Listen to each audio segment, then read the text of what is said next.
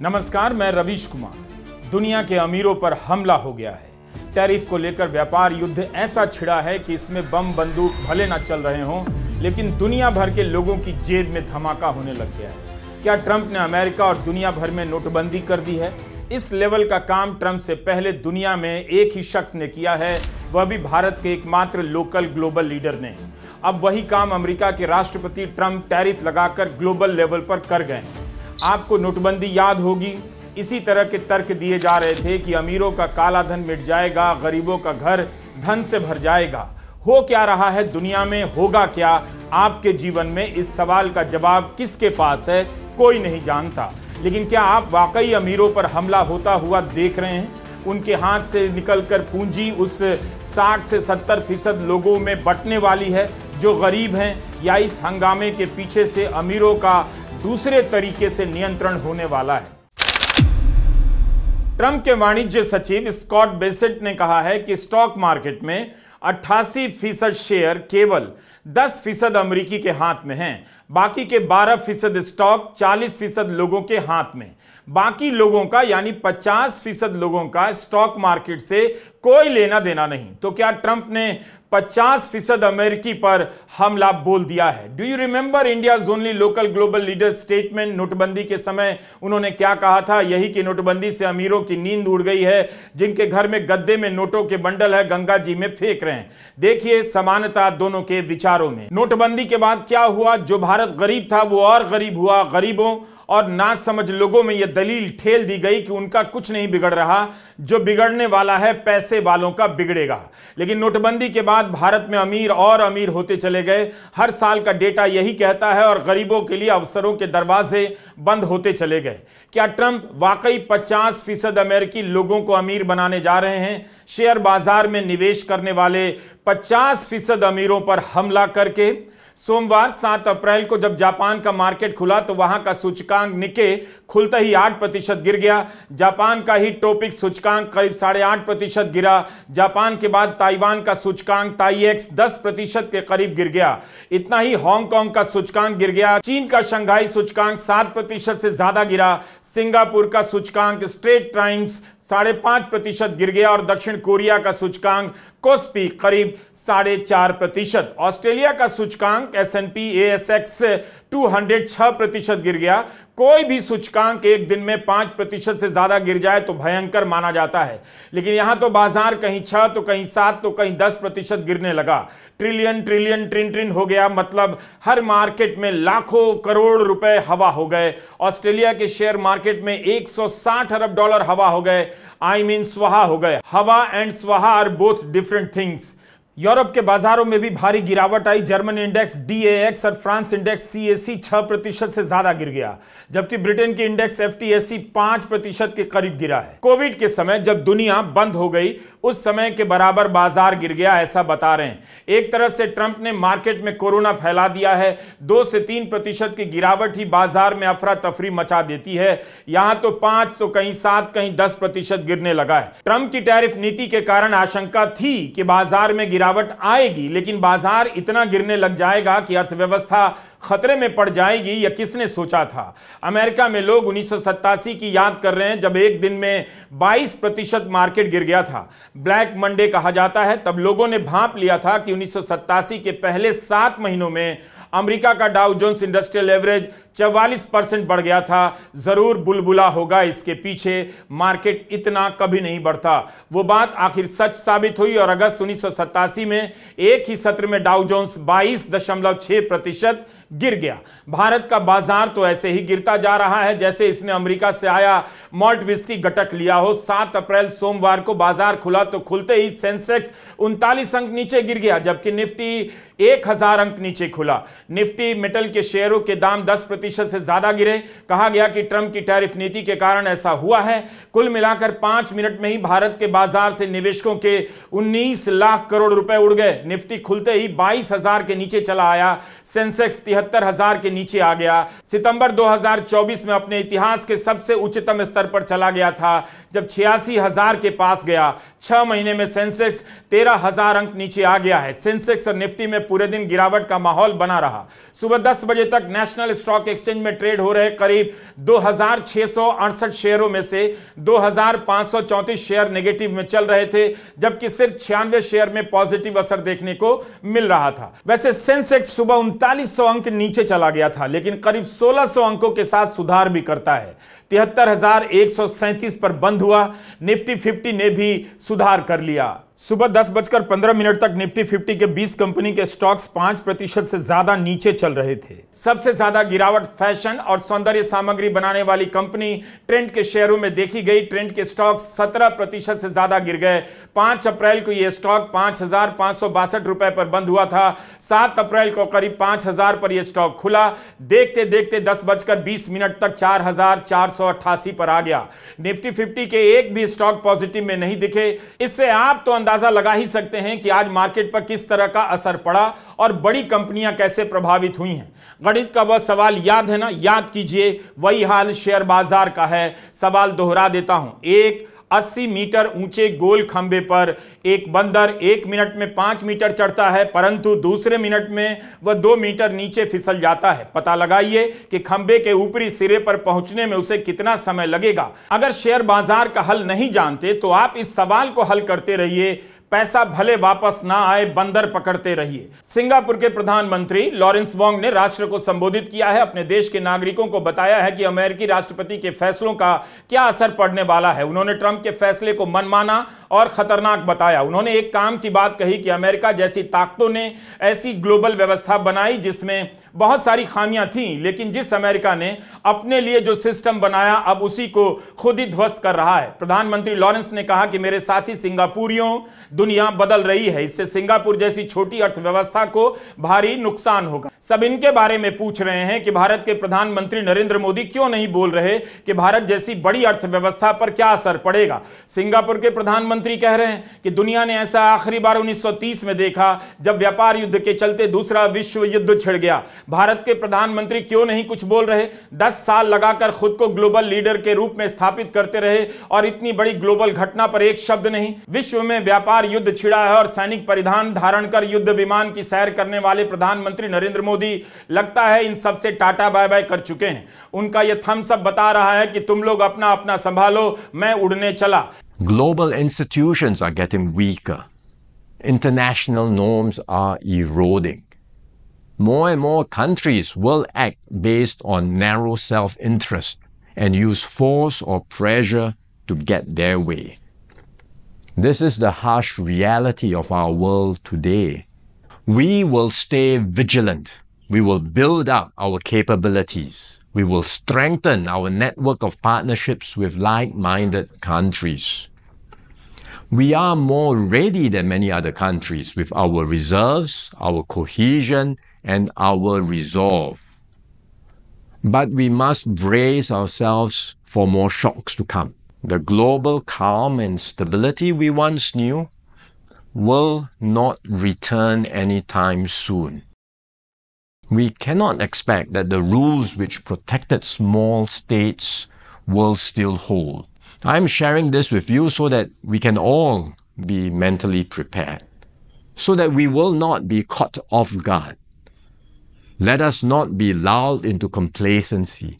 The risks are real and the stakes are high. Singapore के प्रधानमंत्री ने क्यों संबोधित किया? इसलिए किया कि उनके देश के नागरिक मानसिक रूप से तैयार हो सकें कि ट्रंप के कारण क्या होने जा रहा है और इसका असर लंबे समय तक रहेगा।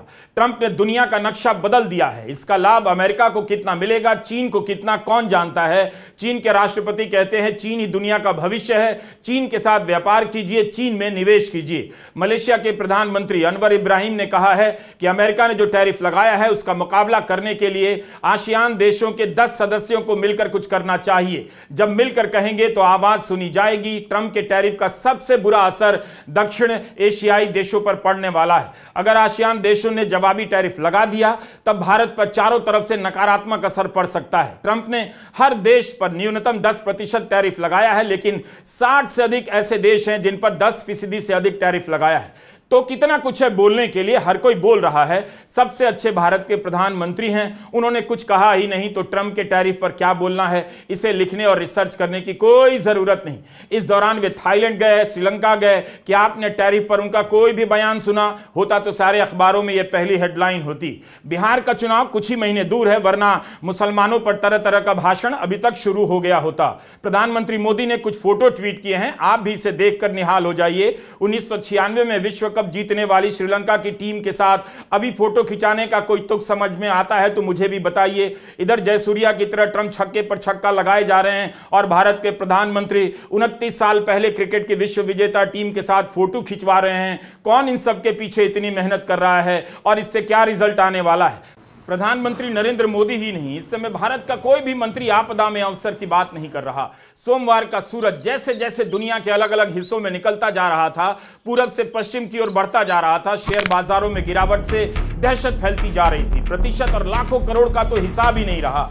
ठीक है, सब कह रहे हैं हमारा क्या है, अमीर लोगों का पैसा मिट्टी में मिल रहा है, लेकिन यह बात पूरी तरह से ठीक नहीं। बहुत से निवेशक ऐसे हैं जो पैसा कमाने के मकसद से शेयर बाजार में गए, उन्हें धकेला गया, उनसे कहा गया कि जाइए क्योंकि बैंकों में ब्याज नहीं मिल रहा। इस गिरावट में आम लोगों का पैसा भी डूबता जा रहा है। यह बात कि इस तूफान में केवल भारत के 205 बिलियनियर खरबपति ही प्रभावित हैं, पूरी तरह सच नहीं।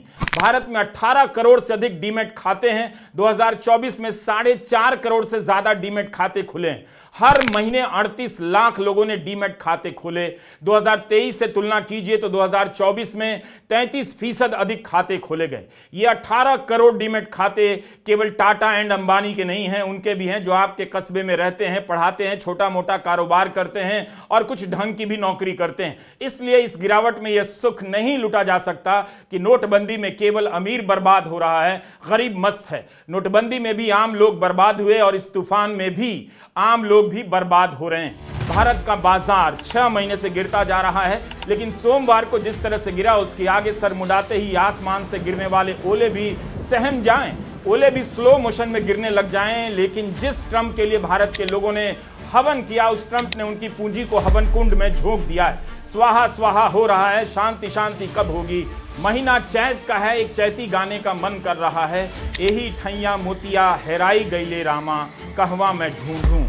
अमीर बनाने के सपने का मोती भारत में खो गया। भारत की जवानी मज़ारों की गेट पर झंडा लेकर नाच रही है या किसी मस्जिद के आगे। इन्हीं जवान उन्मादियों के दम पर हिंदू राष्ट्र का सपना साकार किया जा रहा है और राष्ट्र का मोती खोता जा रहा है। ये सीमा पर लड़ने वाली जवानी नहीं, मुसलमानों के मोहल्ले में जाकर झगड़े के लिए उकसाने वाली जवानी है। लेकिन ट्रंप को भरोसा है कि उनकी टैरिफ नीति से अमेरिका में डॉलर की बहार आ जाएगी। उनके चेले चपाटी मंत्री कह रहे हैं फैक्ट्रियां ही फैक्ट्रियां खुल जाएंगी, जो टैक्स बचाने के लिए दूसरे देशों में खोली गई थीं।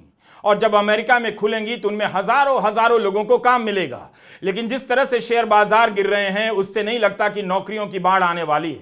ट्रंप ने बियर पर टैरिफ लगा दिया है, इससे यूरोप में 1 लाख नौकरियां जाने का अंदेशा है। फाइनेंशियल टाइम्स ने लिखा है कि बियर पर 25% टैरिफ लगा देने से बियर महंगा हो जाएगा, मांग घट जाएगी, उत्पादन कम होगा तो ज्यादा लोगों की जरूरत नहीं रहेगी।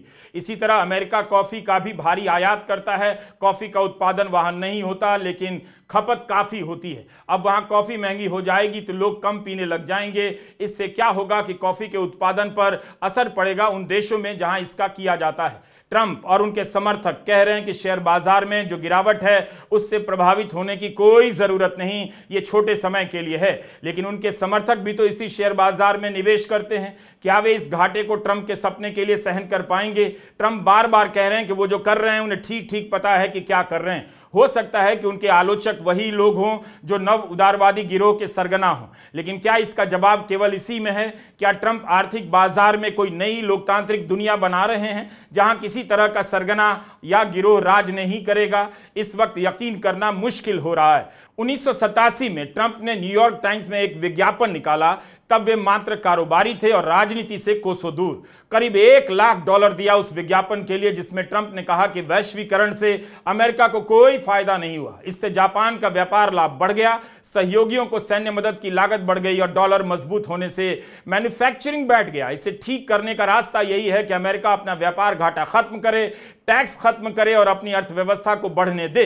ट्रंप आज तक इस विचार पर कायम है और वही कर रहे हैं। फाइनेंशियल टाइम्स और वॉल स्ट्रीट जर्नल में 1987 के उनके विज्ञापनों को याद कर बताया गया है कि ट्रंप लंबे समय से यही सोचते आ रहे हैं और इसी के हिसाब से फैसले ले रहे हैं। कमाल की बात है, जब उदारीकरण आ रहा था तब दुनिया भर में और खासकर भारत में अमेरिका के खिलाफ प्रदर्शन हो रहे थे। उन प्रदर्शनों में लोग अमेरिका का झंडा लपेटकर उसे दुनिया की खेती, नौकरी निगलने वाला विलन बता रहे थे।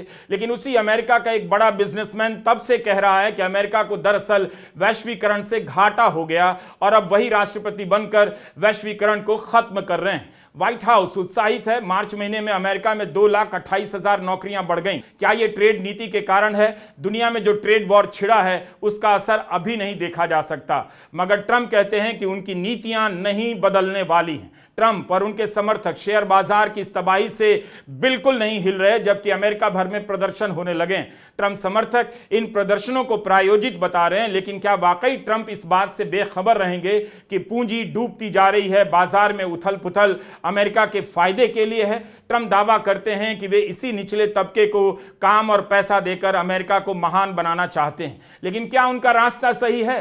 क्या दुनिया को तबाही में डालकर ट्रंप के सपनों का अमेरिका बन जाएगा? दुनिया में केवल भारत के लोग हैं जो ट्रंप के सपनों का साकार होता देखने के लिए इंतजार कर सकते हैं, क्योंकि दुनिया में केवल भारत के लोग हैं जो नोटबंदी के सपनों का आज तक साकार होने के लिए इंतजार कर रहे हैं। We Indians are waiting and meanwhile dancing in front of mazars and masjid के सपना पूरा होगा। यह हार्वर्ड लटनिक है। ट्रंप के वाणिज्य सचिव लटनिक ने फॉक्स न्यूज के कार्यक्रम में कहा है कि आईफोन बनाने में लाखों लोग केवल स्क्रू लगाने का काम करते हैं। इस तरह का काम अमेरिका में आने वाला है। यह अमेरिका के लिए शानदार होगा। अमेरिका में फिर से मैकेनिक, इलेक्ट्रिशियन को काम मिलेगा, उनकी पूंछ बढ़ जाएगी। हमारे स्कूलों में पढ़े लिखे नौजवानों को काम मिलेगा। दुनिया भर से हाईटेक फैक्ट्रियां अमेरिका आएंगी तो नौकरियों की बहार आ जाएगी। हार्वर्ड लटनिक ने कहा है कि टैरिफ वापस लेने का कोई इरादा नहीं, कोई बदलाव नहीं किया जाएगा। जबकि नेशनल इकोनॉमिक काउंसिल के निदेशक केविन हेसेट ने कहा है कि 50 से भी ज्यादा देश टैरिफ पर बातचीत के लिए व्हाइट हाउस फोन कर चुके हैं। यह स्टीफन मिरेन है, ट्रंप के काउंसिल ऑफ इकोनॉमिक एडवाइजर्स के चेयरमैन।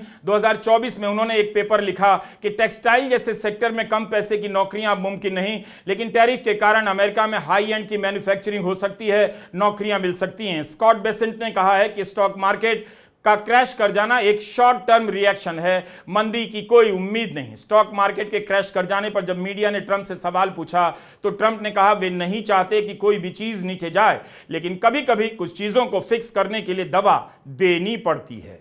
इस बात से इनकार नहीं किया जा सकता कि उदारीकरण के दौर में दुनिया के कई देशों में अमेरिकी उत्पादों की फैक्ट्रियां खुली, वहां पर लोगों को काम मिला है। इससे अमेरिका के निचले तबके की हालत खराब हुई है। आईफोन की फैक्ट्रियां दुनिया भर से उठकर अमेरिका में चली जाएंगी तो भारत में आईफोन की फैक्ट्री का क्या होगा? वहां काम करने वाले हजारों लोगों का क्या होगा? क्या इस पर वाणिज्य मंत्री पीयूष गोयल कुछ बोलेंगे? Where are these two PPT presenters? इन्हीं के बयान हैं कि एप्पल भारत में 25% आईफोन बनाएगा। एप्पल ने पहले 7 महीनों में $10 अरब का आईफोन भारत में बनाया है। इसमें से $7 बिलियन आईफोन का निर्यात किया है। 4 साल में एप्पल ने 2.25 लाख नौकरियां पैदा की हैं। पिछले ही अगस्त में एप्पल कंपनी ने सरकार से कहा था कि 24-25 का वित्त वर्ष खत्म होते ही भारत में 6 लाख नौकरियां पैदा कर देंगे। 2 लाख नौकरियां तो सीधे सीधे दी जाएंगी। अमेरिका 2.5 लाख नौकरियां बढ़ने का जश्न मना रहा है, लेकिन भारत में 6 लाख नौकरियों पर क्या असर होगा, मंत्री कुछ नहीं बोल रहे। धड़ करके स्टॉक मार्केट गिरे ही जा रहा है। कोविड जब 2020 में आया था उसके बाद आज मार्केट सबसे निचले स्तर पर खुला है। देखते ही देखते 5 मिनट में 19 लाख करोड़ स्वाहा हो गए। छोटे निवेशक बेचारे खड़े अपनी ये बर्बादी देख रहे हैं, लेकिन लोगों को लपक लपक के स्टॉक खरीदने की टिप्स देने वाले मोदी और शाह आज खामोश क्यों हैं? यह सिला दिया आपकी सो कॉल्ड दोस्ती का ट्रंप ने टैरिफ ठोक कर। असलियत यह है कि जो विध्वंस अभी मार्केट्स में मच रहा है वो बर्बादी अभी हमारी इकोनॉमी में, हमारे रोजगार में होनी बाकी है। हमारी कंपनियों में ये तबाही मचनी बाकी है, लेकिन मोदी जी हमेशा की तरह मूक दर्शक बने रहेंगे। ये अलग बात है कि उस टैरिफ के खिलाफ बाकी देशों ने, चाहे वो ईयू हो, चाहे वो चीन हो, चाहे वो जापान हो, चाहे वो कनाडा हो, ब्रिटेन हो, स्पेन हो, ब्राजील हो, सब लोगों ने, ऑस्ट्रेलिया हो, सब लोगों ने इसका प्रतिकार किया, विरोध किया, लेकिन एक चू सुनाई नहीं दी है नरेंद्र मोदी या पीयूष गोयल के मुंह से। ये इनका इकोनॉमी को चलाने का तरीका है। खैर, अभी तो मार्केट की बर्बादी हो रही है, धड़ धड़ धड़ धड़ करके मार्केट गिर रहा है, रुकने का, थमने का नाम नहीं ले रहा है। जो स्टॉक खरीदने की टिप्स दे रहे थे वो भी आए, जरा थोड़ा ज्ञान दें। आज चीखते रहिए, चिल्लाते रहिए कि भारत का शेयर बाजार डूब गया है, आज नहीं 6 महीने से गिरता जा रहा है, इसका असर नौकरियों पर पड़ेगा।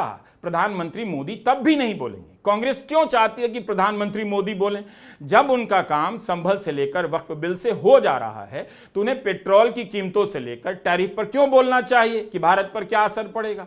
आम का मौसम वैसे भी नजदीक है, इस वक्त आम को लेकर उनसे इंटरव्यू होने चाहिए, ना कि ट्रंप को लेकर। प्रधानमंत्री मोदी को छोड़िए, लेट्स फोकस ऑन टी से ट्रंप एंड टी से ट्रेमर पर। ट्रंप को लगता है अमेरिका को दोस्तों और दुश्मनों ने लूटा है। ट्रंप दिखाना चाहते हैं कि वैश्वीकरण से अमेरिका पीड़ित हुआ है, जबकि दूसरा मत है कि वैश्वीकरण से अमेरिका पहले से कहीं ज्यादा सफल देश बन सका। फाइनेंशियल टाइम्स के Sam Fleming and Delphine Strauss ने लिखा है कि ट्रंप के मन में 1950 के दशक का अमेरिका है, जब अमेरिका समृद्ध हुआ करता था, आम अमेरिकी अमीर दिखता था, तब जर्मनी उतना अमीर नहीं हुआ था और चीन का उदय नहीं हुआ था। लेकिन इन 75 सालों में दुनिया पूरी तरह से बदल गई है। दुनिया एक ग्लोबल सिस्टम में रहती है, ग्लोबल इकोनॉमी में अमेरिका मैन्युफैक्चरिंग हब नहीं रहा। लोगों का भरोसा हिल गया कि पुराने रास्ते पर चलकर अमेरिका का भला हो सकता है। ट्रंप का गुस्सा इन बातों से भरा हुआ है। ग्लोबल दौर में विन विन की बात हुआ करती थी, लेकिन ट्रंप को लगता है मोल भाव में, बार्गेनिंग में एक ही विजेता होता है, दोनों साइड नहीं होते। ट्रंप मानते हैं कि विजेता एक ही होता है। इस समय जो व्यापार युद्ध छिड़ा है, क्या इतनी जल्दी विजेता का फैसला हो जाएगा, या ट्रंप के सपनों को साकार होने के लिए अमेरिका को लंबे समय तक इंतजार करना पड़ेगा? मौजूदा नव उदारवादी व्यवस्था में 100 खोट, 1000 खोट, इसे लेकर भ्रमित होने की कोई जरूरत नहीं। इस व्यवस्था ने दुनिया की सारी पूंजी 10% लोगों के हाथ में समेट दी। आर्थिक असमानता बढ़ती चली गई। क्या ट्रंप वाकई 10% लोगों के इस गिरोह को तोड़ देंगे?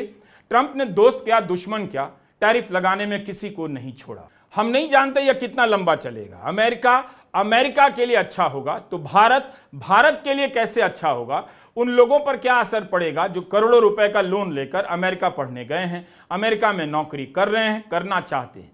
किसी को कुछ पता नहीं, केवल हाई मार्केट हो रहा है। 1930 की महामंदी की तरह आशंका जताई जा रही है। 1930 की मंदी की आशंका कई बार जताई जा चुकी है, जब ट्रंप नहीं थे तब भी। क्या इस बार वाकई ऐसा हो जाएगा? क्या टैरिफ के दबाव में आकर तमाम देश अमेरिका से रक्षा उपकरण खरीदने लग जाएंगे, प्राकृतिक गैस खरीदने के लिए ट्रंप के दरबार का चक्कर लगाएंगे और जो अमेरिका कहेगा वही खरीदने लग जाएंगे? ऐसा हो सकता है, ये तो हो सकता है। भारत के लोग कितनी खुशी से 95 से 100 रुपये लीटर पेट्रोल खरीद रहे थे, आज से नहीं कई साल से। आज जब अंतर्राष्ट्रीय बाजार में कच्चे तेल का दाम गिरा तो लोगों की खुशी बढ़ाने के लिए भारत सरकार ने पेट्रोल और डीजल के दाम 2-2 रुपया और महंगे कर दिए। पेट्रोल और डीजल पर केंद्रीय उत्पाद शुल्क बढ़ा दिया गया है। गैस का सिलेंडर उज्ज्वला और आम उपभोक्ताओं के लिए भी 50 रुपया महंगा कर दिया गया है। पेट्रोलियम मंत्री हरदीप सिंह पुरी ने जानकारी दी कि 14 किलो का सिलेंडर अब 853 रुपए का होगा। सीएनजी 1 से 3 रुपया ज्यादा महंगा कर दिया गया है। 50 rupees per cylinder for Ujjwala and non Ujjwala. Ujjwala अगर 500 का मिलता है वो 550 का हो जाएगा, दूसरा 803 का, सो 853 का हो जाएगा। कांग्रेस अध्यक्ष मल्लिकार्जुन खड़गे ने कहा है कि वाह मोदी जी वाह, मई 2014 के मुकाबले अंतर्राष्ट्रीय कच्चे तेल की कीमत में 41% की गिरावट आई है, पर आपकी लुटेरी सरकार ने पेट्रोल डीजल के दाम कम करने के बजाय 2-2 रुपए सेंट्रल एक्साइज ड्यूटी बढ़ा दी है। टैरिफ नीति पर कुंभकर्णी नींद से शेयर बाजार में छोटे छोटे निवेशकों का एक झटके में 19 लाख करोड़ स्वाहा होने से आपको चैन नहीं मिला होगा, इसलिए आपकी सरकार जले पर नमक छिड़कने आ गई।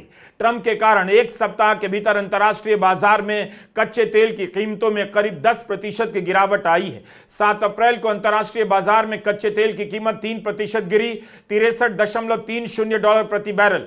तब भी पेट्रोल का दाम नहीं कम हुआ, उल्टा शेयर मार्केट में ओएनजीसी से लेकर तेल कंपनियों के शेयरों में भारी गिरावट देखी गई और भारत सरकार ने पेट्रोल महंगा कर दिया। क्या आपने नोट किया है कि भारत के उद्योगपति भी नहीं बोल रहे? उद्योगपतियों को अब मोदी मोदी करने के अलावा कुछ बोलना आता भी नहीं। क्या इनके हिसाब से दुनिया में ऐसा कुछ भी नहीं हुआ या हो रहा है जिस पर बोलने की जरूरत है? साध हो ये मुर्दों का गांव, कबीर को याद कीजिए, गाइए, पीर मरे पैगंबर मरी हैं जिंदा जोगी, राजा मरी हैं प्रजा मरी हैं वैद और रोगी। इस भ्रम में मत रहिए कि ट्रंप के इस वार से केवल अमीर मरेंगे तो सब। यह कहना कि नव उदारवाद के दौर में पैदा हुए अमीरों के गिरोह को ट्रंप नेस्तानाबूद कर देंगे, यकीन के लायक नहीं। दुनिया में अमीरों का कब किसने क्या बिगाड़ा? फिलहाल ट्रंप के सामने कोई टिक नहीं पा रहा। इस जंग में अकेला अमेरिका डूबेगा या सबको लेकर डूबेगा? कबीर को सुनिए और तकदीर को कोसिए। नमस्कार, मैं रवीश कुमार।